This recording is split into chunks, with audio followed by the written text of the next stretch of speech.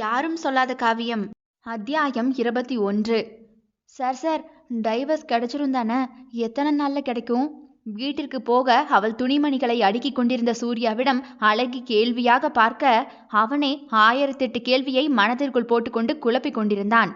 அழகி, வாங்கிடலாம். ஒரு சின்ன கிளாரிஃபிகேஷன் தேவை. உங்க 2 பேருக்கும் ரிஜிஸ்டர் மேரேஜ் முடிஞ்சதுல அப்ப நீ எதிரையாவது சைன் பண்ணியா? இல்லையே. இல்லையா? இல்லை. மாமா கூட ரிஜிஸ்டர் ஆஃபீஸ் போனேன். மறுபடியும் என்னை வண்டியில் ஏற்றிட்டு வந்து வீட்டில் விட்டுட்டாரு. ஏன் சார்? வீட்டில் உள்ளவங்க எதுவுமே கேட்கலையா? ஏன் சார், ஏதாவது பிரச்சனையா? இல்லை, ரிஜிஸ்டர் மேரேஜ்னா 4-5 கையெழுத்து நீ போட வேண்டியது இருந்திருக்கும். அதான் கேட்டு தெரிஞ்சுக்கலாமேன்னு.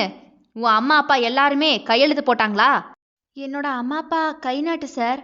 உன் முழு பேரு பேரழகி இனியாவா? இல்லையே, பேரழகி மட்டும்தான்.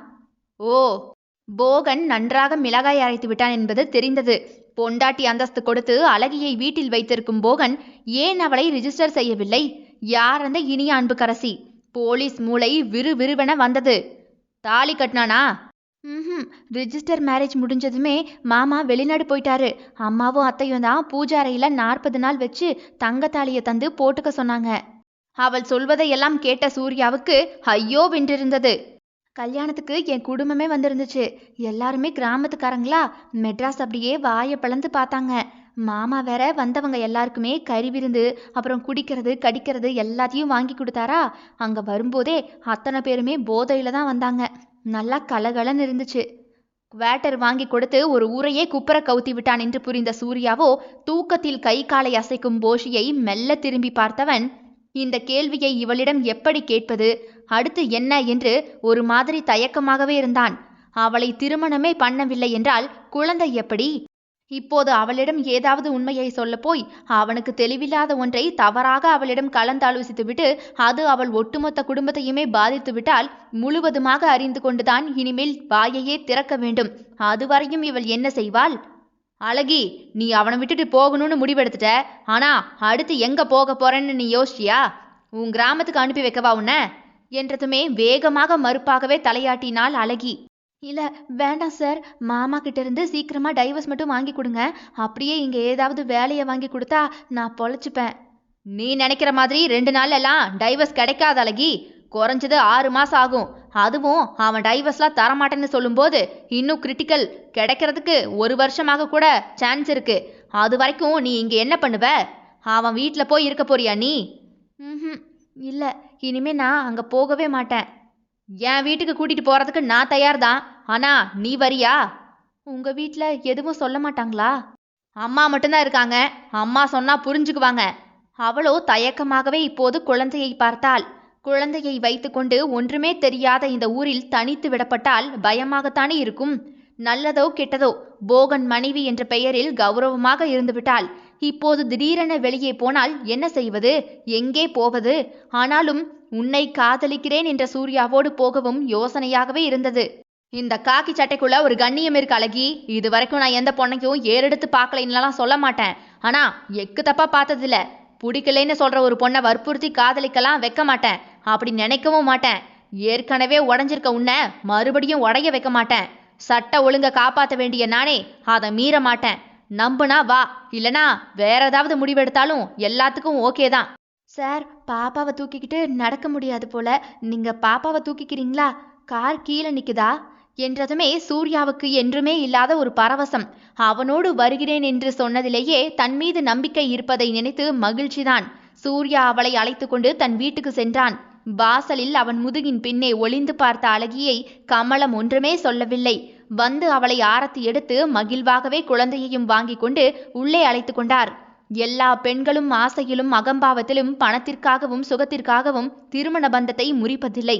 குறைந்தபட்சம் தன் உயிரையாவது காப்பாற்றிக் கொள்ள வேண்டும், இல்லை தன் உணர்வுகளை இனியாவது தற்காத்து கொள்ள வேண்டும் என்ற இக்கட்டான சூழ்நிலைமையில்தான் குடும்ப உறவிலிருந்தே முறிந்து வெளியே வருகின்றனர். அவரவருக்கு 1000 வழிகள். அட்வைஸ் எளிதாக கொடுத்து விடலாம் தான். ஆனால் அந்த வழியை கடப்பது அந்த பெண்தான். அவளுக்கே அதனுடைய சிரமம் தெரியும். வாழ இடம் கொடுக்கவில்லை என்றாலும் பரவாயில்லை, வழி எங்கும் வழி கொடுக்காமல் இருங்கள். அவளே வாழ்ந்து கொள்வாள். இவர்கள் முடிவெடுத்தால் போதுமா என்ன? அத்தனை பேர் வாழ்க்கைக்கும் முடிவெடுக்க ஒருவன் உண்டே, அவன் போகன். யாரையும் நிம்மதியாக தூங்க கூட விட மாட்டான். போகன், ஏன் இப்ப அந்த பொண்ணுகிட்ட போய் இப்படிலாம் பேசுனீங்க? ஸ்மால் திருத்தம், பொண்ணுல என் பொண்டாட்டி என்றான் போகன். ஸ்டீரிங்கில் தாளம் தட்டி கொண்டே பேசினான். இனியாவோ ஆழ்ந்த பெருமூச்சு விட்டு, சரி, உங்க பொண்டாட்டி கிட்ட ஏன் இப்படிலாம் பேசுனீங்க? அந்த பொண்ணு உடஞ்சு போய் அழுகிறத என்னாலேயே பார்க்க முடியல. என்னதான் சண்டை இருந்தாலும் கூட அதை வீட்டுக்குள்ள வச்சுக்க கூடாதா? அத்தனை பேர் முன்னாடியும் அசிங்கப்படுத்துறதெல்லாம் கொஞ்சம் கூட சரியில்லை என்றதுமே போகன் சட்டென தலையை திருப்பி பார்க்க இனியாவோ தலையை குனிந்து கொண்டாள். ஏன் பொண்டாட்டிய நான் எங்க கொஞ்சனும் எங்க விரட்டணும்னு எனக்கு நல்லா தெரியும். நீ கேள்வி கேட்குற அளவெல்லாம் தகுதியானவளும் கிடையாது. உனக்கு பதில் சொல்ற அளவுக்கு வேலை வெட்டி இல்லாதவனும் நான் கிடையாது. ஆஃப்டர் ஆல் உடம்ப வைக்கிற ஒருத்தி என்கிட்ட பேசுறதே தப்பு. உன்னை கூட வச்சுக்கிறதுனால நீ ஒருபடி மேலேன்னு நினைச்சு கேள்வியெல்லாம் கேட்டுக்கிட்டு இருக்காத. இங்க பாரு, வாங்கின கடனுக்கு தான் என் கூட கட்டில் வரைக்கும் வந்திருக்க. அதை மறந்துட்டு இனிமே எனக்கு அட்வைஸ் எல்லாம் பண்றத அடியோட விட்டுரு. இல்லைன்னு வையே, என் வாயில கேவலமா வரும் சொல்லிட்டேன். அதான் ஏற்கனவே கேட்டிருப்பியே எவ்வளவு நாராசமா பேசும்னு. என் வாயே தெரிஞ்சிருக்குமே. சாரி, தெரியாம பேசிட்டேன். எங்க கூட்டிட்டு போறீங்க? ஏன் அவகிட்ட பதில் சொல்லும் போது காது ரெண்டுலையும் ஈயத்தை காய்ச்சி ஊத்தி இருந்தியோ? என் வீட்டுக்கு தான். அங்கயா? மலைத்தாள். இவன் தன்னை மட்டும் காயப்படுத்துகிறான் என்று பார்த்தால் சுற்றி உள்ள அம்புட்டு பேரைக்குமே வலிக்க வைப்பதுதான் பார்ட் டைம் ஜாபாக செய்து கொண்டிருக்கிறான் போல என்று தலை கிருகிருவென்று வந்தது இனியாவுக்கு. நீயும் இன்னையிலிருந்து அங்கதான் இருக்க போற. உன்னை பாக்குறதுக்காக பெட்ரோல் எல்லாம் செலவழிச்சு காரை ஓட்டிட்டு வந்து நீ எங்க இருக்கன்னு தேடி பிடிக்கிற அளவுக்கு நீ இன்னும் மன்மத ராணியும் கிடையாது. உனக்காக அலையிறதுக்கு எனக்கு நேரமும் கிடையாது. அதான் யோசிச்சு பார்த்தேன். ஊருக்கே தெரிஞ்ச விஷயம் தானே இது. நான் பொம்பளை பொறுக்கின்னு எல்லாருக்கும் தெரியும் தானே. அதான் தெருவா போய் பொறுக்கினதை இனிமேல் வீட்லயே பொறுக்கிடுறேன். என்ன, டிஆர்பிக்காக 2 நாள் என் வீட்டு வாசல்லையே கேமரா இருக்கும். அவங்களுக்கு ஓசியா டெலிகாஸ்ட பண்ணிட்டு அதுக்கும் 4 கமிஷனை வாங்கிக்க வேண்டியதுதான். ரெட்ட லாபம் என்றான் கண்களை சிமிட்டியபடியே. என்ன அசிங்கப்படுத்தலாம்னு நினைக்கிறீங்களா நீங்க? உடனே வாய் விட்டு சிரித்தவனோ, எதே இதுக்கு மேல அசிங்கப்பட என்னமா இருக்கு? உன் புருஷனே, உன் சொந்த புருஷனே உன்னை படுக்கையில கூவி கூவி வித்துட்டான். இன்னும் எத்தனை நாளைக்கு தான் உன் வாழ்க்கைக்கு ஈயம் பூச போற? அது எனக்கெல்லாம் தேவையில்லாத ஹேரு. இப்ப என் விஷயத்துக்கு வரேன். நீ என் வீட்டுல என் கூட தான் இருக்க போற. எனக்கு எப்பெல்லாம் தேவையோ அப்பெல்லாம் என் கடனை அட. என்னால முடியாது. உங்க பொண்டாட்டிய பார்த்தாலே எனக்கு ஒரு மாதிரி உடம்பெல்லாம் கூசுது. கூசுதா? அதான் எனக்கு வேணும். என்ன வலிக்க வைக்கிறேன்னு அந்த பொண்ணையும் கஷ்டப்படுத்துறீங்க. அவங்க உங்களையே நம்பி இருக்கிற ஒரு ஜீவன். கொஞ்சமாவது யோசிச்சு பார்க்க கூடாதா? உங்களை எந்த அளவுக்கு காதலிக்கிறாங்கன்னு அவங்க கண்ணிலேயே தெரியுது. காதல் காதல் என்று வானமதுர சிரித்த போகன் அவளை வேங்கையும் புலியும் வேட்டைக்கு செல்லும் போது பார்க்கும் ஒரு பார்வையை பார்த்தான். காதல் பொம்பளை, இந்த 2 வார்த்தையும் கேட்டா என் காது அப்படியே வெடிக்குது. என்ன காதல் அதெல்லாம்? ஒரு மண்ணாங்கட்டியும் இல்ல. இந்த உலகத்துல அப்படி எதுவும் கிடையாது. உண்மையா உருகி உருகி காதலிக்கிறதெல்லாம் ஏட்டோட முடிஞ்சு போச்சு. இப்ப இருக்கிறதெல்லாம் காதலுங்கிற பெயர்ல நடமாடுற காம பந்தயம். பணம் இருக்கிறவன் டெய்லி ஒரு குதிரை கூட போட்டி போடுறான். பணம் இல்லாதவன் பொண்டாட்டின்னு வர்றவகிட்ட விளையாடுறான். That's it. இப்படி ஒரு விளக்கத்தை அவள் இவனிடம் கேட்டிருக்கவே வேண்டாம் என்று லேட்டாகத்தான் உணர்ந்து கொண்டாள். சோ, காலத்துக்கும் ஏற்ப நானும் மாறிட்டேன் ஹனி. காதலிச்சு ஒருத்தி கூட கடைசி வரைக்கும் வாழ்றதெல்லாம் உப்பு சப்பில்லாத வாழ்க்கை. ஆனா காதலே இல்லாம ஜாலியா நம்ம நினைச்சது போலவே வாழ்றது, நமக்கு பிடிச்ச பொண்ணு கூட மல்லு கட்டுறதெல்லாம் அதெல்லாம் ஒரு ஃபீல் என்றவனின் அருவருப்பான கருத்துக்களில் இனியா முகத்தை திருப்ப, நான் யாருக்கும் காதலிக்கிறேன், கடைசி வரைக்கும் பாத்துக்கிறேன்னு இன்ன வரைக்கும் நம்பிக்கையை கொடுத்து ஏமாத்தினதே கிடையாது. ஈவன் என்னோட மனைவி உட்பட. நான் தான் வேணும்னு அவ தான் அடம் பிடிக்கிறாளே தவிர அவ வேணும்னு நான் ஒரு நாள் கூட கேட்டதே இல்லையே. வயசு கோளாறுல ஒரு புல்லாகி போச்சு. அதோட அவ மேல இருந்த ஆசையும் முடிஞ்சு போச்சு. ஆனா அதுக்காக பொண்டாட்டிக்கு தேவையானதெல்லாம் செய்யாத ஆளெல்லாம் நான் கிடையாது. பார்த்துதானே, பட்டு சேலை வைர வளையல்னு என் பொண்டாட்டி மின்னுறத. அவளுக்கு எவ்வளவு செய்யணும்னு தெரியும். வப்பாட்டியா வர உனக்கு என்ன செய்யணும்னு எனக்கு தெரியும். உனக்கு அதுல எந்த குறையும் இருக்காது. Bogan, please stop. You are crossing your limit. உங்களோட ஆதரவுல இருக்கேன்னு கண்டதையும் இப்படிலாம் பேசாதீங்க. எது கண்டது? நீ வப்பாட்டியா என் கூட வாழ வர்றதாக? நீங்க எதையோ மனசுல வச்சு என்னை வேணும்னே டார்கெட் பண்ற மாதிரி தெரியுது. என்ன டார்கெட் சொல்லு. இல்ல, பழையதெல்லாம். என்ன பழசு? ரிஜிஸ்டர் மேரேஜ் பண்ணி அது. இனியா கிடந்து தடுமாறி அதை முடிக்க உடனே வாய் விட்டு சிரித்தவனோ, அதுக்கு பேர் கல்யாணமா? அப்ப நீ என் பொண்டாட்டியா? ஓ மை காட், அப்ப அழகி 2வது பொண்டாட்டியா? நெவர் நெவர், ஒத்துக்க மாட்டேன். ரிஜிஸ்டர் மேரேஜ் பண்ணா நீ பொண்டாட்டியா? இல்ல தாலியை கட்டி பிள்ளை பேத்த அவ பொண்டாட்டியா? ஐயோ கடவுளே, போகனை குழப்பி விட்டுட்டாங்களே என்றவனின் நக்கல் நையாண்டியில் இனியா தலையை குனிந்து கொண்டாள். என்ன நினைச்ச ஹனி? முதல் பொண்டாட்டி ஞாபகத்துல தான் உன்னை சுத்தி சுத்தி வர்றேனா? கடன் வாங்கினவன் பொண்டாட்டி அழகா இருப்பான்னு கேள்விப்பட்டேன். எப்பவும் அதான் வழக்கம். கிரகத்தை தேடி வந்தா அங்க நின்னது நீ. அப்படியே ஷாக் ஆகிட்டேன் பாத்துக்க என்றவனின் எல்லல் பேச்சில் கொஞ்சம் கூட உண்மை இல்லை.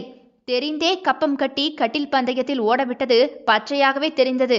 அச்சோ, நம்ம பழைய காதலி, என் விரல் கூட படாத காதலி, அவளை தொடறதுக்கு ஒரு ஆப்பர்ச்சுனிட்டி அது கிடைச்சிருக்கு. அதுவும் பக்கத்து வீட்டு பாயாசம் இனிக்கத்தானே செய்யும். அடுத்தவன் பொண்டாட்டியா தகத்தகன்னு நின்னா சும்மா விட சொல்றியா நீ? எனக்கென்ன, அடுத்தவன் பொண்டாட்டியை எடுக்கிறது கஷ்டமா இல்ல பொண்ணுங்களை தொடறது தான் கஷ்டமா? புதுசா பாவம் செஞ்சாதான் அதெல்லாம் குத்தும் கொடையும். நான் ஆல்ரெடி பாவி தானே. ஸோ பணத்தை நாய்க்கு போட்ட மாதிரி உன் புருஷனுக்கு போட்டேன். தானா அவனே வந்து கூட்டி கொடுத்துட்டான். இப்போ ஃபுல் மீல்ஸ் ஐயா நல்லா சாப்பிட்டுக்கிட்டு இருக்கேன் என்று போகன் கையை மேலே நீட்டி நெட்டி முறித்தான். மருந்துக்கும் கூட அவன் முகத்தில் மென்மையே இல்லை.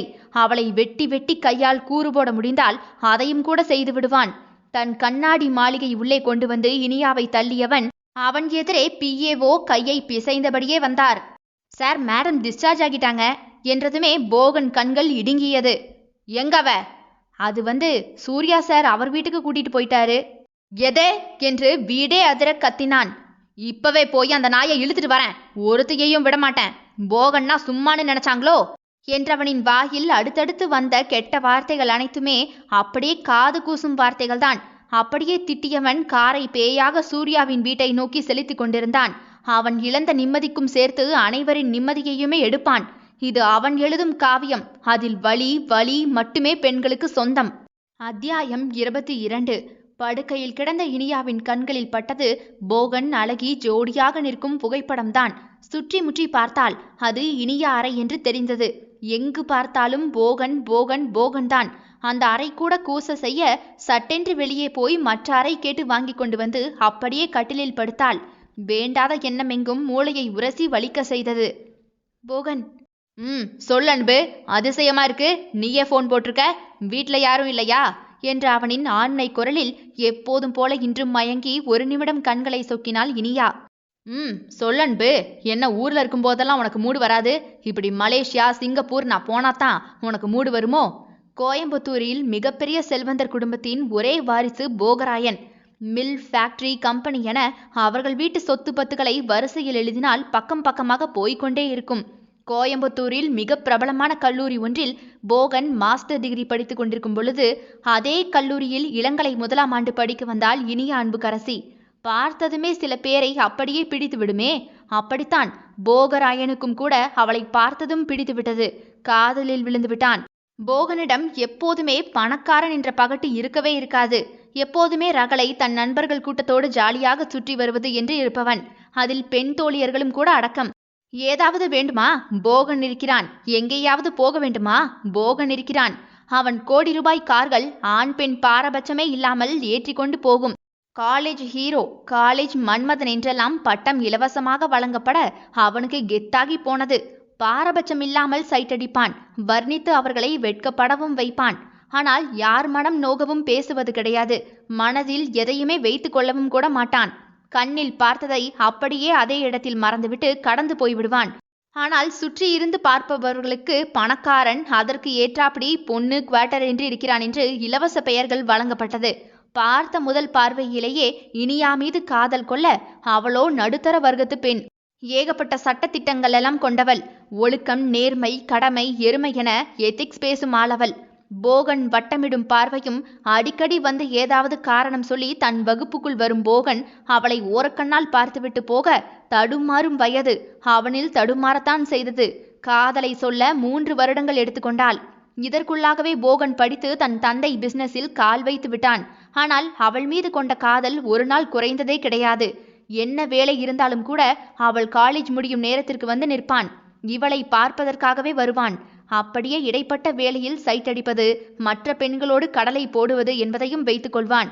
ஆத்மார்த்தமான காதல் என்பது வேறு, ரசனை என்பது அவனை பொறுத்தவரை வேறு. ஆனால் இனியா எப்போதுமே எனக்கு உள்ளது எனக்குதான் என்று வாக்குவாதம் செய்யும் பெண். அங்கேயே முரண்பாடு தொடங்கிவிட்டது. போகனிடம் முதலில் சண்டைக்கு போனால், என் கூட மட்டும்தான் பேசணும், என்னை பார்க்கறதுக்கு தானே நீங்க வரீங்க, நீங்க என்ன லவ் பண்றீங்களா இல்ல மற்றவங்கள லவ் பண்றீங்களா? புரிதல் இல்லாமல் இளம் வயது காதல் தவறான தொடக்கமானது. ஏய், அதெல்லாம் சும்மா அன்பு. என்ன சும்மா? இனிமே நீங்க பேசக்கூடாது. பாரன்பு, உன்னை லவ் பண்றேன், அதுக்காக நீ சொல்றதெல்லாம் சட்டம்னு என்னால கேட்டுக்கிட்டு இருக்க முடியாது. அப்படிலாம் என்னால வாழ முடியாது. நான் உனக்கு ஏதாவது சொல்லியிருக்கேனா இப்படித்தான் இருக்கணும் அப்படித்தான் இருக்கணும்னு? இல்ல இல்ல, நீ மட்டும் எதுக்கு இப்படிலாம் சட்டம் போடுற? எனக்கு தெரியும் என்னோட லிமிட்டு என்று போகன் சட்டென முகத்தை கருக்க கூறிவிட்டு போய்விட இவளுக்கோ ஒரு மாதிரியாகிவிட்டது. நாம தான் தப்பா எக்ஸ்ட்ரீம் லெவலெல்லாம் யோசிக்கிறோமோ என்று நினைத்து கொண்டு அன்றிலிருந்து அவனை கண்டுகொள்ளவே மாட்டாள். ஆனால் இனியாவின் ஆள் மனதில் ஏதோ ஒரு விளக்கமில்லாத வினை ஒன்று விழுந்துவிட்டதை அவன் அறியவில்லை. இவன் நல்லவனா கெட்டவனா என்ற குழப்பத்திலேயே ஒருத்தி இருப்பதை அவனும் கூட தெளிவுபடுத்தவில்லை.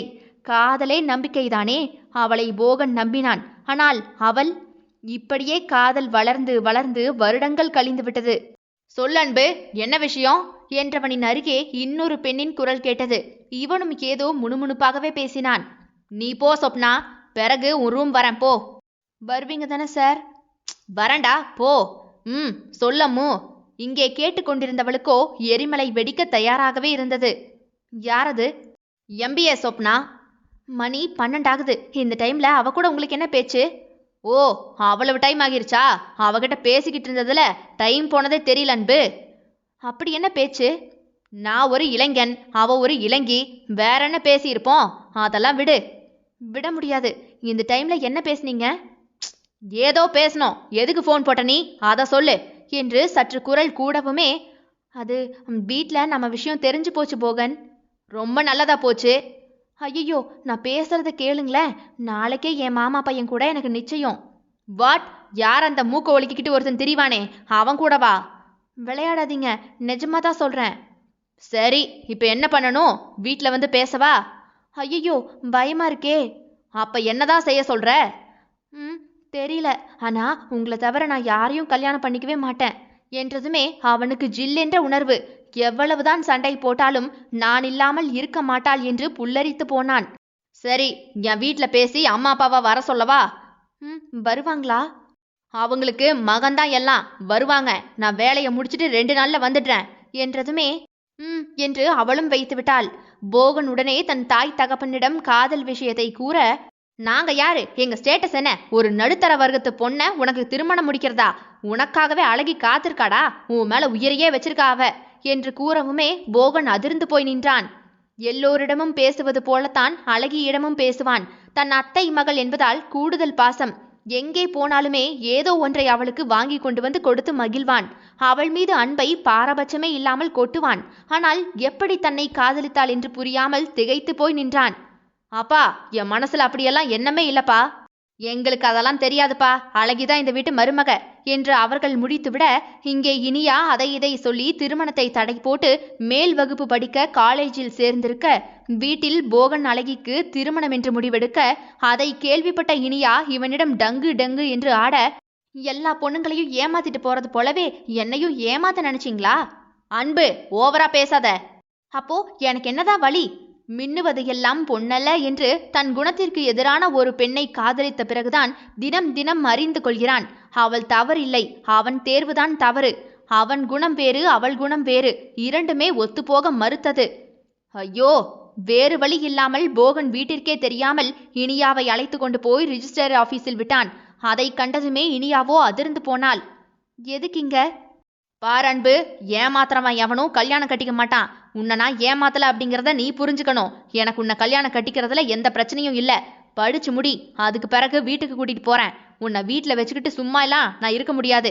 உன் படிப்பு ஸ்பாயில் ஆயிடும். நீ அவசரப்படுறதுனால தான் இந்த கல்யாணம், மற்றபடி எனக்கு எந்த அவசரமும் இல்லை என்று அவளை திருமணம் செய்து கொண்டான். அவளும் அவள் வீட்டுக்கு போய்விட்டாள். திடீரென ஒரு நாள் பார்த்து போகன் தாய் தகப்பன் வந்து இனியாவின் வீட்டில் நிற்க அவளோ பயந்து போய் நடுங்கினாள். என் பையனுக்கு உங்க பொண்ண ரொம்ப பிடிச்சிருக்கு, கல்யாணம் பண்ணி கொடுங்க என்று தன்மையாகவே அவர்கள் பேச, போகன் இனியாவுக்கு திருமணமும் கூடி முடிவானது.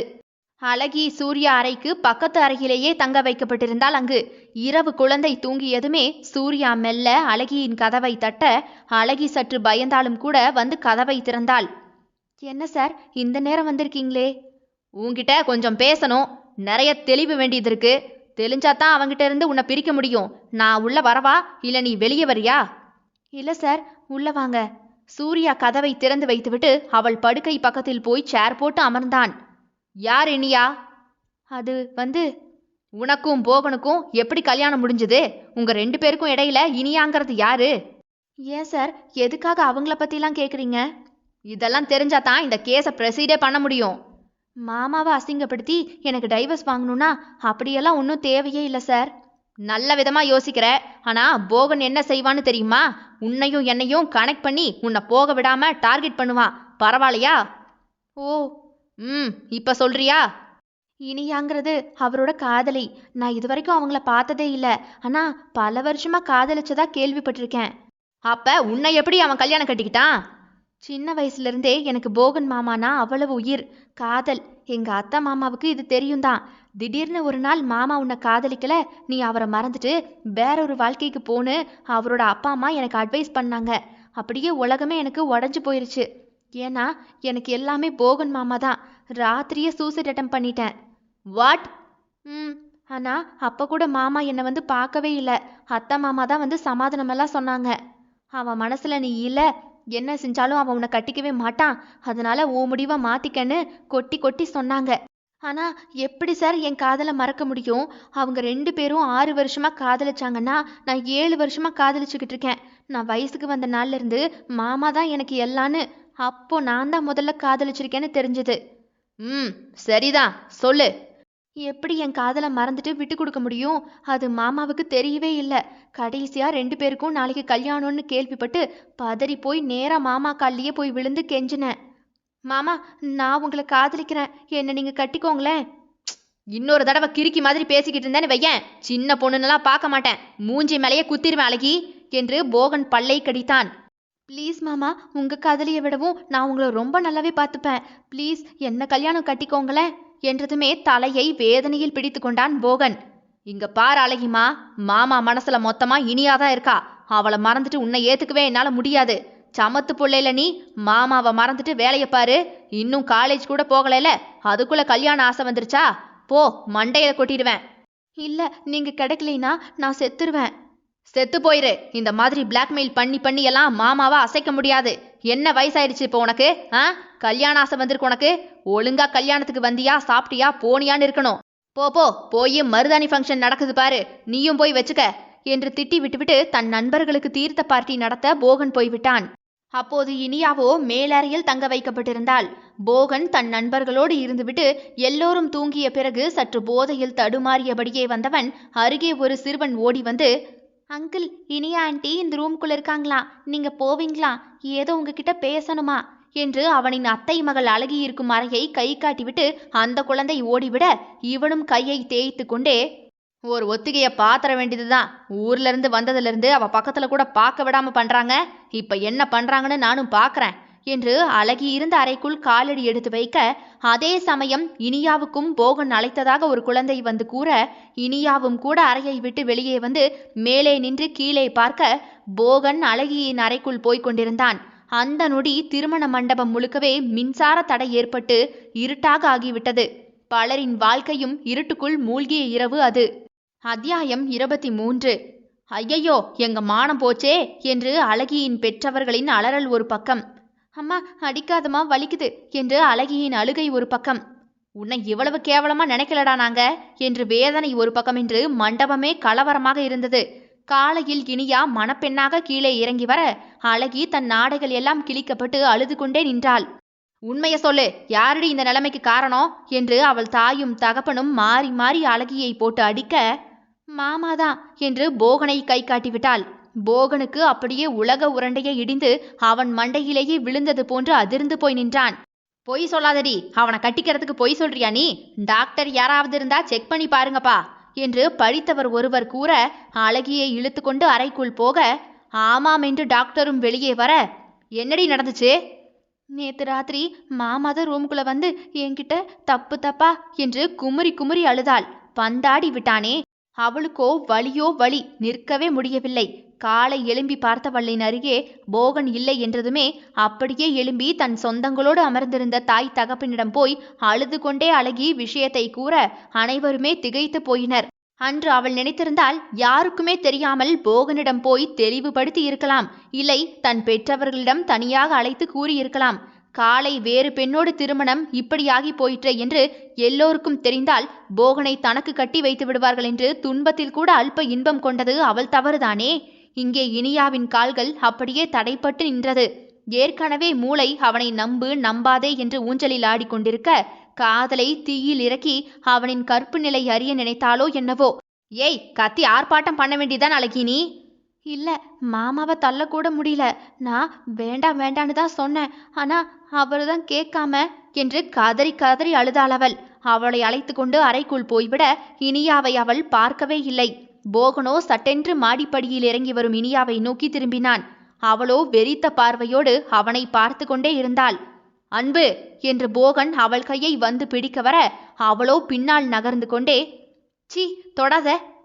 அன்பு, நீங்க அவ ரூமுக்குள்ள போனத என் 2 கண்ணால நான் பார்த்தேன். உங்க குட்டு அம்பலம் ஆனதுமே பாவமா பார்க்காதீங்க. இவர்தான் அந்த பொண்ணை கெடுத்தது, நான் தான் அதுக்கு சாட்சி என்றாலே பார்க்கலாம். அன்பு என்று அவன் கத்திய கத்தில் மண்டபமே அதிர்ந்து போனது. நீங்க பொண்ணுங்க கூட அப்படி இப்படி இருக்கும்போது கூட நீங்க நல்லவரா தான் இருப்பீங்கன்னு நம்பினேன். ஆனா பாருங்க, இந்த அளவுக்கு மோசமா இருப்பீங்கன்னு நான் நினைச்சு கூட பார்க்கல போகன். அதற்கு மேல் போகன் வாயை திறக்கவே இல்லை. தான் தவறு செய்யவில்லை என்று சொல்லவும் இல்லை. ஊரே பேசும்போது திடமாக நின்ற அவனால் அவள் பேசும்போது நிற்கவே முடியவில்லை. எங்கே நம்பிக்கைகள் உடைப்பட்டு விட்டதோ அங்கே பதிலுக்கும் விவாதங்களுக்கும் வேலையே இல்லை. இனி அவன் எதை சொன்னால் என்ன? ஊரே அவனை நீ பெண் பித்தன் என்ற பொழுது கூட உடைந்து போகாதவன் அவனுக்காகவே அவனுக்கென்றே உரிய ஒருத்தி வந்து நீ தவறானவன் என்று கூறும் பொழுது மொத்தமாக உடைந்து தடுமாறி அருகே இருந்த சேரில் அமர்ந்து விட்டான். அதைவிட மிகப்பெரிய சம்பவம், அவனின் பிஏ சொப்னா மயங்கிவிட அவள் கையை பிடித்து பார்த்த டாக்டரோ அவள் குழந்தை உண்டாகி இருப்பதாக கூறிவிட அவளோ திருமணமாகாதவள். எல்லோருமே பார்வையுமே இப்போது போகனை நோக்கியே இருக்க எல்லோரின் பார்வையும் சொன்னது அவனை நோக்கி குற்றத்தை. ஒருவர் கூடவா என்னை நம்பவில்லை என அவன் அடைந்த வேதனைக்கு வலிக்கு வார்த்தைகளே இன்னும் உருவாக்கப்படவில்லை. ஆத்திரத்தில் மதி இழக்காதே என்பது பெண்ணுக்காகவே உருவாக்கப்பட்ட பழமொழி. அவசரமும் ஆத்திரமும் ஆணையல்ல, பெண்ணையே உருக்குலைத்துவிடும். தூத்து, உன்னை போய் காதலிச்சம் பாரு, என் புத்தைய செருப்பால தான் அடிச்சுக்கணும். உன் ஆசைக்கு அளவே இல்லை போல. அங்க ஒருத்தி இங்க ஒருத்தி, பத்தா குறைக்கு நான் வேற என்றவள் கண்ணால் காண்பது அத்தனையும் உண்மையாக இருக்காது என்பதை மறந்து போய் நெருஞ்சி முள் வார்த்தைகளை ஊர்கூடி இருக்க ஒரு உத்தமன் மேல் போட்டுவிட்டாள்.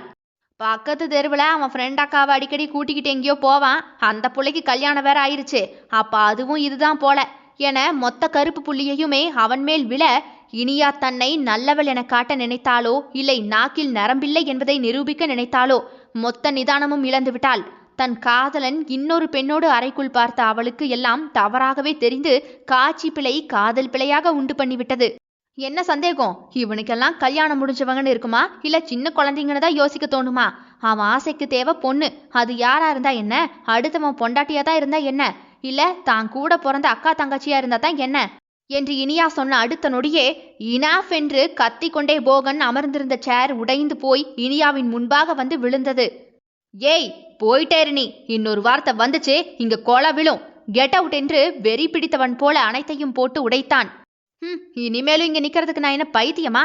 சை, நல்ல வேளை நான் தப்பிச்சேன். இல்லைனா உன்ன மாதிரி ஒருத்தன் கூட ஐயையோ நினைச்சு பார்க்கவே பதறுது என்றவளோ தன் குடும்பத்தோடு வெளியேற, ஐயையோ அழகி இப்படி பண்ணிட்டியே என்று அவள் தாயும் தகப்பனும் அழ அழகி மேலிருந்து கீழ் விழுந்து கால் கை முறிந்து போய் மூச்சு பேச்சே இல்லாமல் கிடந்தாள். எல்லாமே உன்னாலதான் போகா. இப்ப என்ன ஆகி போச்சு? அவ உனக்கு கட்டிக்க வேண்டிய முறைதானே, கட்டிக்கப்பா என்று அனைவருமே கூற, ஆமா மாமா கட்டிக்க. நீ என்ன கட்டிக்கலன்னு வைய, நான் மறுபடியும் சாகிறதுக்கு ட்ரை பண்ணுவேன். நீ எப்படி வேணும்னாலும் இரு மாமா, நான் உன்னை கேள்வியே கேட்க மாட்டேன். எனக்கு நீ வேணும், அவ்வளவுதான். அவரவர் விருப்பு வெறுப்புக்கு அவனை பொம்மை போல தூக்கி போட்டு விளையாட, நான் ரிஜிஸ்டர் மேரேஜ் தான் பண்ணுவேன். அதனடா தாலி கட்டா தான் ஆகாதா? அத்தை நீ சும்மாரு, மாமா எது பண்ணாலும் சரிதான் என்று அழகி அதட்டி வாயை அடைத்து விட்டாள். இதெல்லாம் தான் சார் நடந்துச்சு, நான் எதுவும் தப்பு பண்ணிட்டேனா என்று சூர்யாவின் முகத்தை அழகி பார்க்க, ஐயோ என்று கண்ணை கட்டியது சூர்யாவுக்கு. யாரை அவன் குற்றவாளி என தீர்ப்பு கூற? எந்த கல்யாண மண்டபத்துல நடந்த கலவரம் இது? KR மண்டபம் என்றதுமே சூர்யா கண்களை சுருக்க, யார் உன் மாமா? பிஸ்னஸ்மேன் கிருஷ்ணமூர்த்தி இருக்கார்ல, அவர்தான் போகன் மாமாவோட அப்பா என்றதுமே சூர்யாவோ சட்டென்று எழும்பி நின்று விட்டான். வேர்த்து வடிந்தது. என்னாச்சு சார்? இல்ல நத்திங். இனியா போகனுக்கு கல்யாணம் ஃபிக்ஸ் பண்ணியிருந்த டேட்டை சொல்ல முடியுமா? 4ஆம் தேதி 5வது மாசம் 2022 வருஷம். ஏன் சார் என்றதுமே பதில் கூற சூர்யா அங்கு இல்லை. தன் அறை கதவை அடித்து மூடிய சூர்யாவின் காதுகளில், ஐயோ மாமா விடுங்க, வலிக்குது, ஐயோ அம்மா என்ற பெண்ணின் குரல் விடாமல் கேட்க, அப்ப அழகிய கெடுத்தது நானா என்று அதிர்ந்து போய் நின்றான் சூர்யா. Surya DIG, Coimbatore city. தன் திறமையின் மூலம் ஒவ்வொரு படியாக துரிதமாக ஏறி இருந்தவன்தான் சூர்யா. கோயம்புத்தூரில் மிகப்பெரிய கோடீஸ்வரர் கிருஷ்ணமூர்த்தியின் திருமண விழாவிற்கு பாதுகாப்பு வழங்குவதற்காக அவனிடம் கிருஷ்ணமூர்த்தி தனி பந்தோபஸ்து கேட்க, அவனும் கூட தன் தலைமையில் சில காவலர்களை போகனின் திருமணத்திற்கு அனுப்பி வைத்திருந்தான்.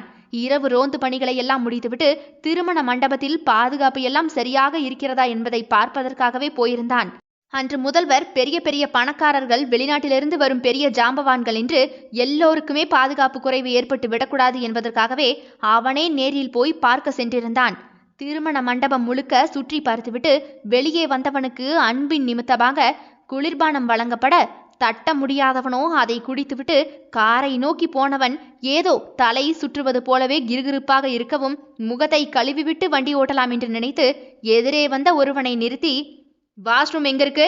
அவனோ பதிலே சொல்லாமல் பதட்டமாக அங்கிருந்து ஓட, சூர்யா திறந்திருந்த ஒரு அறைக்குள் போய் குளியலறையில் முகத்தை கழுவிவிட்டு வெளியே வர, சரியாகவே அழகி அந்த அறையை பூட்டிவிட்டு தன் ஆடைகளை களைந்து கொண்டிருந்தாள்.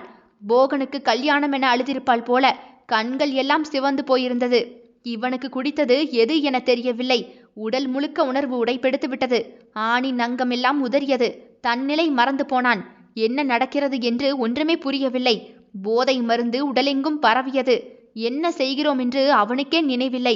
அந்த சமயம் சரியாக கதவு தட்டப்பட, சூர்யா குளியலறை உள்ளேயே நின்று கொள்ள, அழகி நைட்டியை அணிந்து கொண்டு வெளியே போக, வாசலில் போகன் வந்து நின்றான்.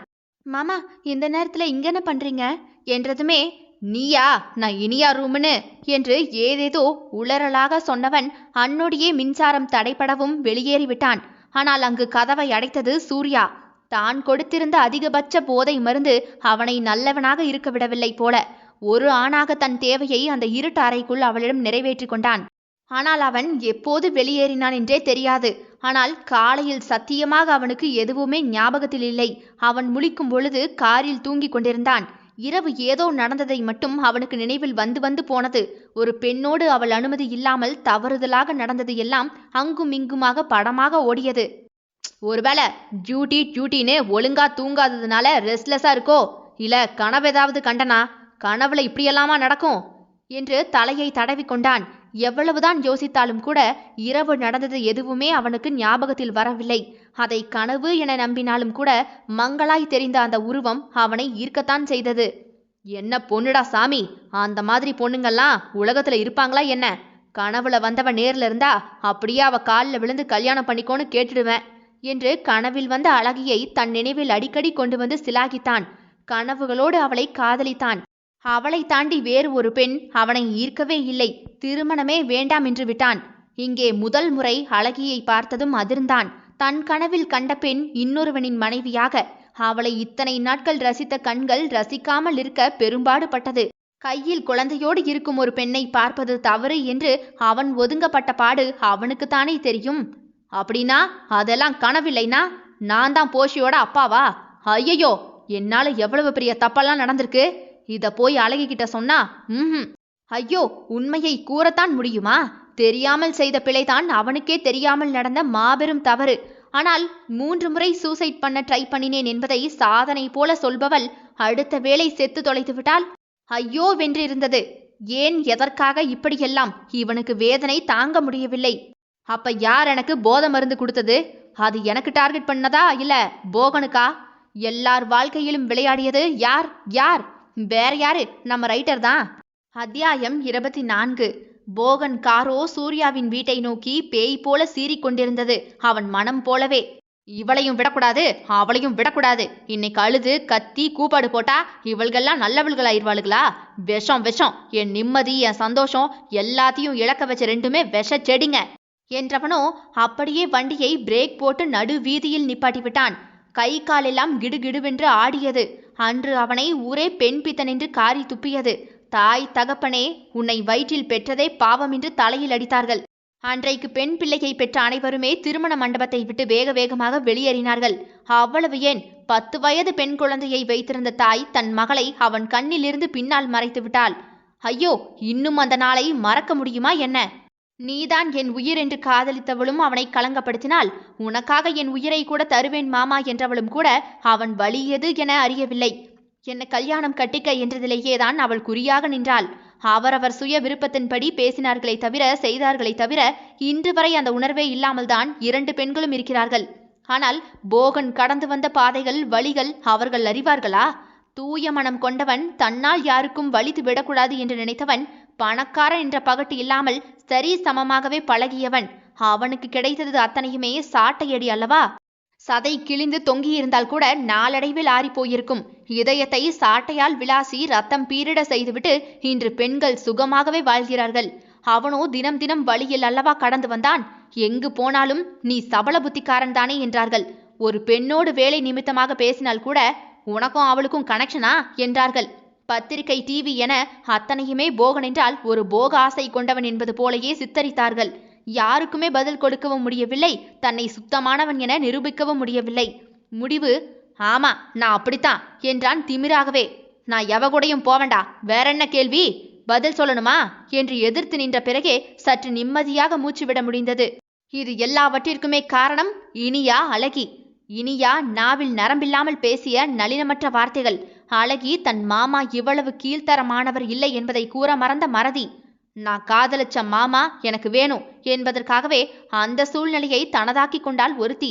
ஏற்கனவே இவனை கட்டுவோமா வேண்டாமா என தயக்கத்தில் இருந்த இனியாவோ இதுதான் அவனை விட்டு போக சரியான காரணம் என்று வழி தேடி அவன் மீதே இல்லாத பொல்லாத பழிகளையும் போட்டுவிட்டு ஓடியே விட்டாள். இங்கு எங்குதான் காதல் வந்தது? அவனை தூக்கி போட்டு பந்தாடியது இந்த காதல்தான்.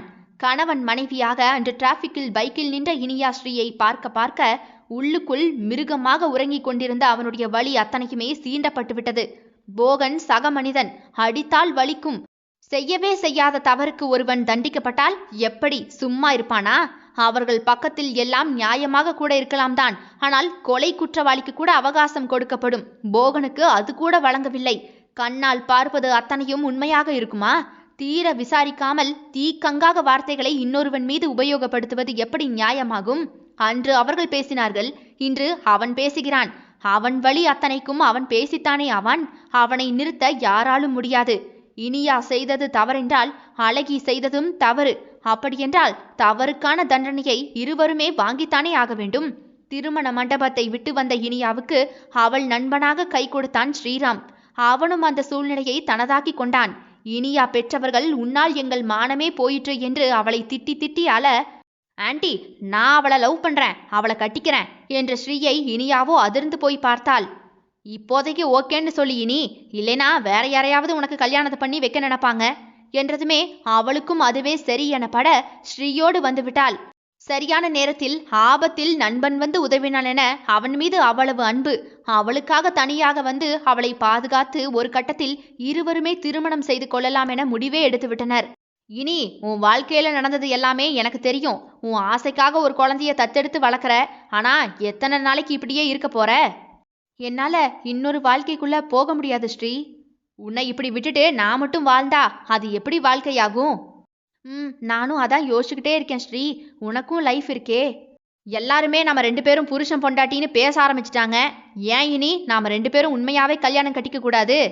ஸ்ரீ, ஆனா என்னால போகனை மறக்கவும் முடியல, அவன் செஞ்ச துரோகத்தை மன்னிக்கவும் முடியல. இனி ஆனா அவன் எல்லாத்தையும் மறந்துட்டு அந்த பொண்ணை கல்யாணத்தை கட்டிக்கிட்டு சந்தோஷமா தான் வாழ்றான். அவங்களுக்கு ஒரு குழந்தை கூட இருக்குன்னு ஒரு ஆர்டிக்கல்ல வாசிச்சேன்.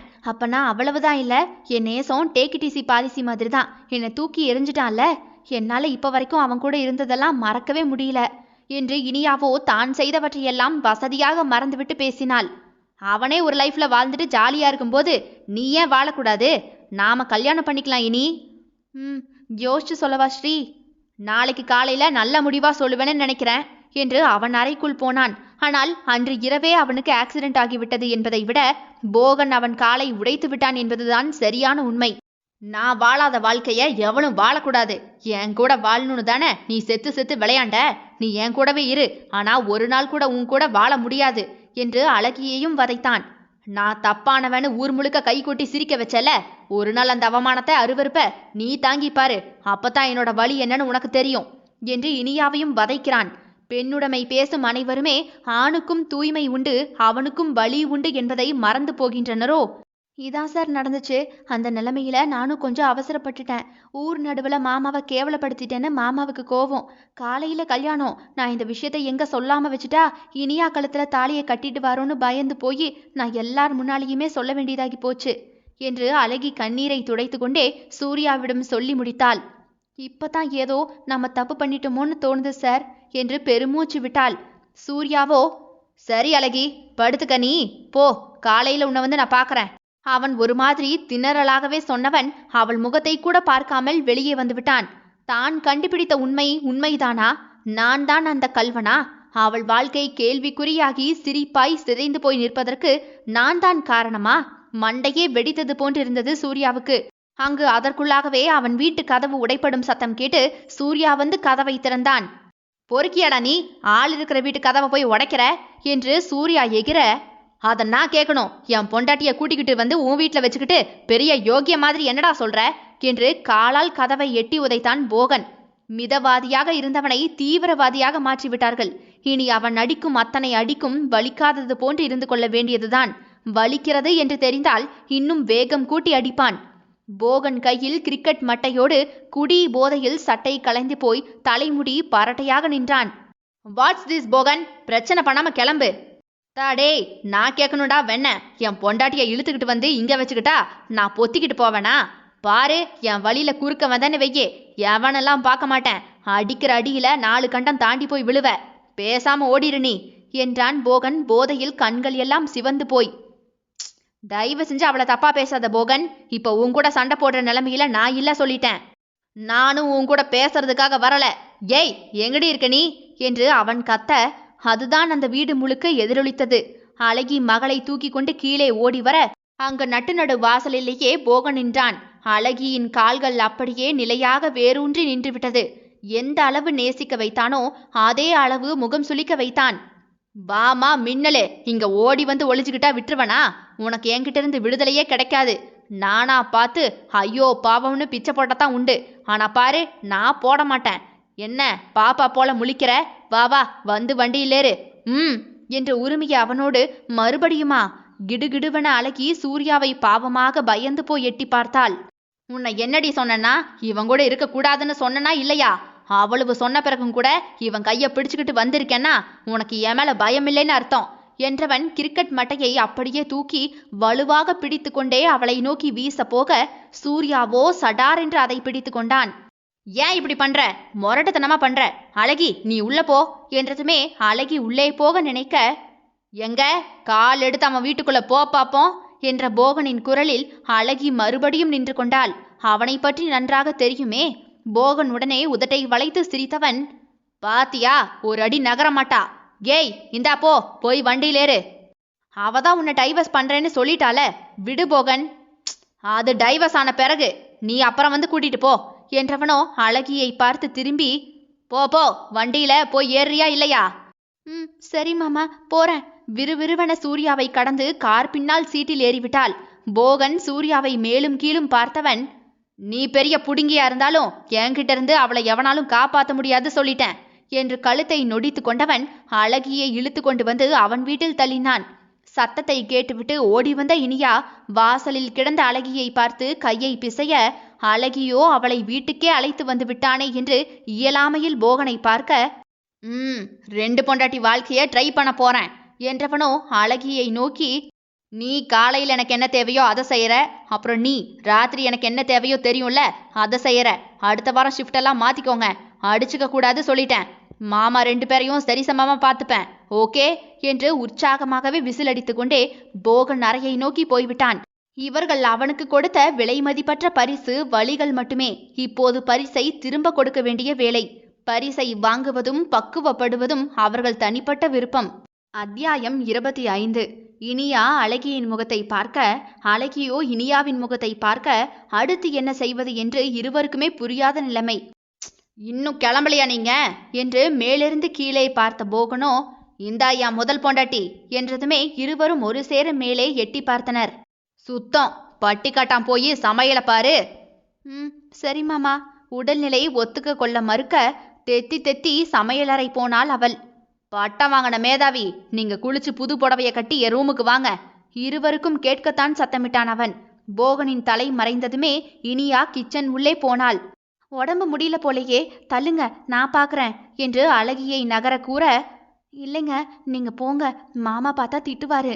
அவர் எல்லாத்துக்கும் தான் திட்டுவாரு, நீங்க தள்ளுங்க, நான் பண்றேன் என்றதுமே அழகிக்கும் முடியாத நிலைமைதான். போய் அவள் சேரில் அமர்ந்து கொண்டாள். போகன் கேட்டகரி பெண் போல இனியா இல்லை. ஏதோ சிக்கக்கூடாத வலையில் சிக்கியது போன்று இங்கே மாட்டிக்கொண்டது அழகிக்கு நன்றாக தெரிந்தது. இனியாவுக்கு இவர்களின் உறவு நிலை தெரியாதே. அழகியை அவனின் மனைவி என்றே நினைத்து கொண்டாள். உங்க பேர் என்ன? என் பேரு அன்புக்கரசி. எப்போதும் சொல்லும் பெயரை தான் சொன்னாள். இனியா என்றால் அழகி யோசித்திருப்பாள். அவன் காதலி என உடனே கண்டுபிடித்திருப்பாள். எங்கேயோ தவறு நடந்திருக்கிறது என யோசித்திருப்பாள். அவளும் பழைய கதை சொல்லவில்லை, இவளும் கூட எதுவும் கேட்கவில்லை. இனியா இதழ் கருத்து போய் பல்தடம் கிடக்க அழகியோ பெருமூச்சு விட்டாள். அவள் நெளிந்து கொண்டே சமையலை செய்து வைக்க விசில் சத்தம் கேட்டு இனியா குழந்தையை தூக்கி கொண்டு மேலே அவளுக்கு தனியாக கொடுத்த அறைக்கு ஓட மாடிப்படியில் இறங்கி வந்த போகன் மீதே இடித்து நின்றாள். வேர்த்து நின்ற அவளை அப்படியே இடையோடு இறுக்கி பிடித்து கொண்டான் போகன். என்ன ஹனி, இப்பவே மூடு வந்துருச்சா? போகன் ப்ளீஸ், அழகி பார்க்கறா. கீழே நின்று அழகி அண்ணாந்து பார்த்து கொண்டே நின்றாள். அவளுக்கும் டைம் கொடுப்பேன் ஹனி, இப்போ உன் டர்ன் என்றவன் விரல்களோ அவள் உதட்டை சரசமாக உரசி, எத்தனை தடவை தந்தாலும் திகட்டாத போதை இதுதான் ஹனி என்றவனின் உதடு மெல்ல அவள் கழுத்தில் புதைய இவளுக்கோ விழுந்து செத்து விடுவோமா என்ற அளவுக்கு உடலெல்லாம் கூசியது. ரூமுக்குள்ள வாங்கலேன். அங்க தந்தா என்ன, இங்க தந்தா என்ன, அதே உதட்டு தானே ஹனி. ஓ, உதட்ட டேஸ்ட் பண்றதுக்கு பதிலா மத்ததை டேஸ்ட் பண்றேன்னு சொல்றியா ஹனி? அவள் உதட்டில் பச்சக்கென்ற முத்தத்தை சத்தம் போட்டு கொடுத்தான். அவனை காதலிப்பது மட்டுமே தன் வாழ்வு என்ற அழகிக்கு கண் முன்னே அவன் ஆடும் சரசத்தில் தன்னையும் மீறி கண்ணில் இரத்த துளிகள் கொட்ட சட்டென்று சமையலறைக்குள் புகுந்து கொண்டாள். கீழே போய் சாப்பிட்டுட்டு உன்னை சாப்பிட்றதுக்கு வர ஹனி, ரெடியாயிரு என்று அவளை விட அவன் பிடிமானத்தில் நின்ற இனியாவோ தட தடவென படியில் உருள அதை சற்றும் கூட பொருட்படுத்தாத போகன் போய் சாப்பாட்டு டேபிளில் உட்கார அழகி வழியில் கிடந்த இனியாவை பார்த்து பரிதாபப்பட்டு அவளை நோக்கி நடக்க போக, சாப்பாடு ரெடியா? ஆமாங்க மாமா. எடுத்து வை. இல்ல, அந்த அக்கா. சாப்பாட்டை எடுத்து வை என்றவனின் குரலில் கூட்டுக்குள் ஓய்வெடுத்த குருவிகள் எல்லாம் அலற ஆரம்பித்து விட்டது. இனியா எழும்ப முடியாமல் வழியில் கிடக்க கல் நெஞ்சனோ அழகி வைத்த சாப்பாட்டை அள்ளி வாயில் வைத்தவனின் தட்டு பறந்து போய் சாதம் அழகியின் தலைவலியாகவே விழுந்தது. மாமா என்று அழகியோ பதறி போக, ஏமாத்தலாம்னு நினைச்சியா? 2 பேரும் என்னை ஏமாத்தி ஜாலியா இருக்கலாம்னு நினைச்சிங்களோ? தொலைச்சிருவேன், போய் சமைச்சு கொண்டு வா. போ என்று அவன் கத்திய கத்தில், சரி சரி மாமா என்று நடுநடுங்கினாள் அழகி. சட்டென்று உள்ளே ஓடியவள் கிடைத்ததையெல்லாம் எடுத்து போட்டு தோசையும் சட்னியும் செய்து கொண்டு வந்து கொடுக்க அங்கே இனியாவோ கால்கள் அசைக்க கூட முடியாமல் வழியில் உதட்டை கடித்தாள். திருப்தியாக தின்று ஏப்பம் விட்ட போகன், அவ கூட பேசுறத பார்த்தேன்னு வையே, ஆக்சிடென்ட்ல போகாத உயிரை நான் எடுத்துருவேன், புரிஞ்சுதா? சரி மாமா என்றதுமே போகன் எழும்பி மாடிப்படி அருகே போனவன் அதன் அருகே கிடந்த இனியாவை காலால் நகட்டி போட்டுவிட்டு படியேறினான். 2 படிக்கட்டு ஏறி மேலே போய், இதை சாக்கா வச்சு நைட்டு தப்பிக்க முடியாத ஹனி, தவண்டு ரூமுக்கு வந்து சேரு. உன் புருஷனுக்கு கொடுத்த காசுக்கு நீதான் வேலை செய்யணும். காய்ச்சல் தலைவலின்னு எதுக்கும் லீவு கிடையாது. அந்த நரகத்திலிருந்து காப்பாற்றி ஹை கிளாஸ் நரகம் கொடுத்திருக்கிறான், அவ்வளவுதான் வித்தியாசமே. போகன் படுக்கை மீதே காலை ஆட்டிக்கொண்டே அமர்ந்திருக்க இனியா நொண்டியபடி அவனின் அறைக்குள் தாங்கி தாங்கி நடந்து வர அதே அறைக்குள்ளாக அழகியும் நுழைந்தாள். 2 பெண்களுமே பீதியாகி போய் போகனை பார்க்க, பிற்காலத்துல நீங்க 2 பேரும் நினைச்சதெல்லாம் நடக்கும், இப்ப அந்த மூடு இல்ல, பின்ன எதுக்கு 2 பேரையும் அழைச்சி விட்டேன்னு பாக்குறீங்களோ? எனக்கு சேவியம் செய்யறதுக்கு பட்டிக்காடு, இதை கலந்து வை என மது பாட்டிலை கை காட்ட அவள் அந்த அலமாரியை நோக்கி போக இனியா வழியில் சுணங்கி போய் நிற்க அவள் முகத்தில் ஒரு ஆடையை போட்டான் போகன். நீ என்ன பார்த்துக்கிட்டே இருக்க? போய் இந்த ட்ரெஸ்ஸை போட்டுட்டு வந்து என் கால் அமுக்கிவிடு. வாயை திறந்தால் அதற்கும் வேறு வித அவஸ்தை தருவான். இனியாவோ குளியலறை போய் ஆடையை திறந்து பார்க்க, கர்ச்சீஃபிற்கு ட்ரெஸ் எங்க என்று இவள் முணங்க, அதான் ட்ரெஸ்ஸே, போட்டுட்டு சீக்கிரம் வாடி என்ற போகனின் குரலில் அவளை துரிதப்படுத்த, ஐயோ கடவுளே, இவன் ஏன் இந்த அக்கிரமம் பண்றான்? பாவம் அவன் பொண்டாட்டி, என்னை விட அவன் நிலைமைதான் மோசம் போல. இப்ப எப்படி இந்த ட்ரெஸ்ஸோட போய் நம்ம வெளியே நிற்கிறது? குழந்தைகள் 2மே கவனிக்க இங்கே 4 இருந்தனர். இனி இந்த 2 வேளையும் அவனுக்கு எடுபிடிதான். கொடூர மன்னராட்சி அங்கு அமல்படுத்தப்பட்டு விட்டது. அழகி மதுவை குனிந்து கலக்க கதவு சரியாக திறக்கப்பட்டது. அங்கு இனியாவோ தொடை தெரிய ஆடையில் வெளியே வர, வாவ் வாவ், அழகு அழகுதான், செம, இதான் ஹனி உனக்கு அழகா இருக்கு, வா வா வந்து காலமுக்கு. அழகி அப்போது திரும்பி பார்க்கவே இல்லை. ஆனால் காதல் உள்ளம் மறுபடியும் மறுபடியும் சுத்தியல் கொண்டு நொறுக்கப்பட்டது. அவள் கண்ணீர் போகனின் காலில் சொட்டு சொட்டென்று வந்து விழுந்தது. மற்றொரு காலின் அருகே இனியா அமர்ந்து அவன் காலை தயங்கி தொட, அவள் கண்ணீரும் கூட அவன் காலடியில் விழ, அரக்கன் கண்ணீரில் உடம்பு முழுக்க குளிர்ந்தான். கர்வமாக மீசையை திருகினான். இன்னும் வலிக்கணுண்டி உங்களுக்கெல்லாம் என்று முணங்கிய போகனோ இன்னொரு கவரை தூக்கி அழகியின் முகத்திலேயே வீசினான். முதல் பொண்டாட்டிக்கு வாங்கிட்டு வரலைனா நான்லாம் நல்ல புருஷனா? இந்த அழுக்கி, இது உனக்கு, போய் மாத்திட்டு வா. உனக்கு மாமா கூட வாழ்றதுக்கு ஆசை இல்லை? இன்னைக்கு சேர்ந்து ஃபர்ஸ்ட் நைட்டை கொண்டாடிட்டுமோ? நோ, எல்லாருக்குமே இது செகண்ட் நைட்டில், ஓடிப்போ என்றதுமே அழகியோ அதிர்ந்து போய் நிமிர்ந்தாள். போ போய் மாத்திட்டு வா. மாட்டேன். வெளிச்சத்தில் அவன் முன் இடை கூட இதுவரை காட்டாத அவளை வெட்ட வெளிச்சமாக ஆடையில், அதுவும் இனியாவின் முன்பாக, கிராமத்து பெண்ணோ அரண்டு போனாள். இப்ப நீ மாத்திட்டு வரல? மாட்டேன் மாமா, உனக்கு என்ன பிடிக்கலையில, பின்ன ஏன் என்னை இந்த மாதிரி கொடுமை பண்ற? விடு, நான் என்ற ஊருக்கு போறேன். அது நேத்து வர அழுக்கி, இன்னையிலிருந்து உன் கூடையும் வாழ போறேனா? போட்டுட்டு ஓடிவா போ. அருவருப்பான கலாச்சாரத்தை கண்டு அவளுக்கு குமட்டி கொண்டு வந்தது. உனக்கு தான் மாமாவை எப்படி இருந்தாலுமே பிடிக்குமே அழுக்கி, வா வந்து எங்க கூட்டணியில சேர்ந்துக்க.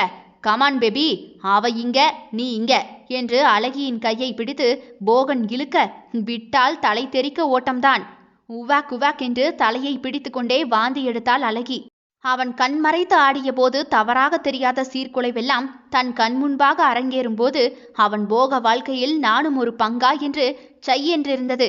அவனோடு இன்னும் வாழ ஆசை கொள்வாயா? உனக்கு பிடித்த மாமாதான் வாழ் வாழ் என மனசாட்சி கேலி செய்ய, காதை பொத்தி கொண்டு கதவிலேயே சாய்ந்து ஏங்கி ஏங்கி அழுதாள். வேகமாக போனை எடுத்து சூர்யாவுக்கு போட்டாள். சூர்யா சார், என்னை வந்து கூட்டிட்டு போயிருங்களேன் என்று ஏங்கி ஏங்கி அழ, அவனுக்கு மூளை நிறுத்தமாகி போனது அங்கு.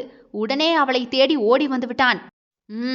நீ என்ன ஹனி, புருஷன் செத்த கவலையில இருக்கியா? அந்த நன்னாரி பையில கொல்ற அளவுக்கெல்லாம் அடிக்கல, திரும்பி 4 கட்டு போட்டுட்டு வருவான், பிறகு அவன் வியாபாரத்துக்கு போ. இப்ப என்ன கவனி. கால் வலிக்குது போகன். என் சட்டைய கலட்டி விடு ஹனி. ரொம்ப வலிக்குது, என்னால முடியாது. அப்படியே என் மடி மேல ஏறி உட்கார்ந்து தலைக்கு மசாஜ் பண்ணு. அவள் வலியோடு ஏறி போகனின் மடியில் அமர, இப்படி என அவள் விரலை எடுத்து தன் தலையில் வைத்தான். இப்பெல்லாம் பேச்ச குறைச்சிட்டியா ஹனி? அவள் வெடுக்கென்று அவனை பார்க்க, சரி சரி பேசல, கோவப்படாத ஹனி, இந்தா பண்ணு என்றான். தப்பி தவறி கூட உன் கை என் தலையை விட்டு இறங்கக்கூடாது. இறங்குச்சுன்னு வையேன், நாளைக்கு போலீஸ் ஸ்டேஷன்ல நீ இருப்ப. என்கிட்ட வாங்கின அத்தனை பணத்துக்கும் ஆதாரம் இருக்கு. தூக்கி உள்ள போட்டேன், உன் புள்ள அனாதையாத்தான் நிற்கும் பாத்துக்க. இல்ல, அப்படியெல்லாம் பண்ணிடாதீங்க. அப்ப பண்ணு என்றவனின் கையோலோ அவள் உணர்வு புள்ளி மூடியிருக்கும் மத்திய பிரதேசத்தை நோக்கி போனது. வேண்டாம், கையை எடுக்கக்கூடாது. என்றவளின் கை அவன் தலைமுடியை அலைய, அவனோ அவளின் அடிவரை விரல் கொண்டு விளையாட, உதடோ ஆடை மீதே விளையாடியது. அவள் நெளிந்தாலும் கூட கையை எடுக்க முடியாமல் அவன் தலைமுடியை பீக்க, நறுக்கென்று மெல்லிய கடிகள் பெண் உணர்வை தூண்டியதோ. அவளோ உதட்டை கடித்தாள். அவனின் அந்தரங்க வேட்டை விளையாட்டில் களிமண் பொம்மை போல் ஆகிப்போனாள் பெண்ணவள். சட்டென்று ஆவென தன்னையும் மீறி முனகியவள். அவள் விரல்களோ அவன் பிடரி முடியை தேடி அலைய, இன்னுமே அவன் விரலும் முதலும் அவளின் பெண்மை நாளங்களை சேதம் பண்ண, வலிக்கு பதிலாக இன்பம் கூடி போனது. அவளே வெட்கத்தை விட்டு இடையை உயர்த்த, சட்டென்று அவளை தன்னை விட்டு விலக்கிய போகன், பரவாயில்லையே ஹனி, நீ ஜெயிச்சிட்ட. நாளைக்கு மீதி விளையாட்ட விளையாடுவோம் என்ன? இப்ப படுத்துக்க. பாதி விளையாட்டில் மின்கம்பம் மறுபட்டது போல உணர்வை துளக்கி துவங்கிவிட்டு அதை முடிக்காமல் போகன் படுக்கையில் குப்பர விழ, இனியாவோ அவஸ்தையாக நெளிந்தாள். அது இன்னைக்கு வேண்டாமா போகன் என்று அவளே அவனின் காதில் போய் கேட்க, மூடு போயிருச்சு ஹனி, நாளைக்கு மேபி தேவைப்பட்டா கேட்கறேன், நீ உன் ரூமுக்கு போகலாம். போகன், கெட் அவுட் என்றவனின் அழுத்த குரலில் இனியாவோ தன்னையே கேவலமாக பார்த்து கொண்டு கதவை போய் திறந்து கொண்டே வெளியேற, படுக்கையில் கிடந்த போகனின் இதழில் வெற்றி சிரிப்பு. என் உணர்வுகளோட விளையாடி என்னை மரக்கட்ட போல ஆக்கிட்டல, காதலிச்ச உன்கிட்ட கூட எனக்கு ஆசை வரலடி, இப்ப ஏன் டர்ன், கதற வைக்கிறேன் பாரு என்றவனின் காதிலோ கீழே கார் நிற்கும் சத்தத்தை கேட்டு ஜன்னலை திறந்து பார்க்க, அங்கு சூர்யா நின்றான். இவன் வேற குறுக்க வந்துகிட்டு இடியட் என்று கீழே இறங்கி வந்தான். போகன், அழகிய விற்று. முடியாதுன்னு தமிழ்ல தானடா சொன்ன. ஏய், உன் மேல ஆக்ஷன் எடுக்க வேண்டியது இருக்கும் போகன். எப்படி எடுப்ப? அவ எனக்கு எதிரா வாயை திறப்பான்னு நினைக்கிற என்று போகன் மிதப்பாக கூற, அவளுக்கும் உனக்கும் கல்யாணமே நடக்கலைன்னு எனக்கு தெரியும் என்றதுமே போகன் கண்களை சுருக்கி சூர்யாவை பார்த்தான். அவ உன்னோட மனைவியே இல்ல, சோ உனக்கு அவகிட்ட உரிமையும் இல்ல, விட்ரு, அதான் உனக்கு நல்லது என்றதுமே போகன் கையை தட்டி சிரித்து கொண்டே, தெரிஞ்சு போச்சா ஆபீசர், ஆனா இன்னொரு சர்ப்ரைஸ் உனக்கு தரவா?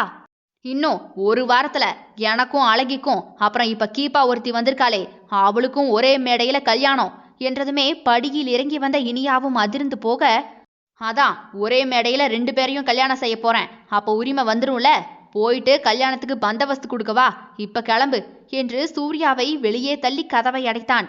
மழையில் நனைந்து கொண்டே சூர்யா மேலே பால்கனியில் நின்ற அழகியை பார்க்க, அவளோ இந்த சிறையிலிருந்து என்னை அழைத்து போ என்று அவனையே பார்க்க, என் நிலைமைதான் என்ன என்று தெரியாமல் இனியாவோ சுவரில் சாய்ந்து நிற்க, போகன் மட்டும் மதுவை கண்மூடி ரசித்து குடித்தான்.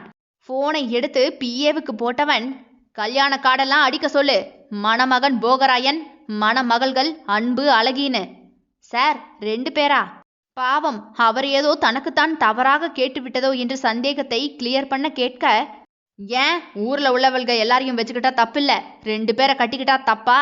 அடிக்க சொல்லியா? கிராண்டா எல்லாத்தையும் ஏற்பாடு பண்ணு. சரி சார் என்று போனை இவனும் வைத்து விட்டான், அவரும் வைத்து விட்டார். திருமணம் மற்றும் ரிசப்ஷன் அழைப்பிதழ். போட்டோவில் போகனின் நடுவே ஒரு பக்கம் இனியா, இன்னொரு பக்கம் அழகி என கட் அவுட் அடிக்கப்பட்டது. நாவினால் சுட்ட வடுவும் சுயேச்சை காதலும் ஒரு ஆணையும் பாதிக்கும். அதன் பின்பு விளைவு பயங்கரமானதாகவே இருக்கும். இன்னும் கண்ணீர் காவியம் எழுத வருவான். தொடரும். இதனுடைய அடுத்த அத்தியாயங்கள் நாளை இரவு 7 மணிக்கு வந்துடும். கேட்க தவறாதீர்கள் மக்களே. யாரும் சொல்லாத காவியம். விடை பெறுகிறேன். நான் உங்கள் ஆர்ஜே தியா.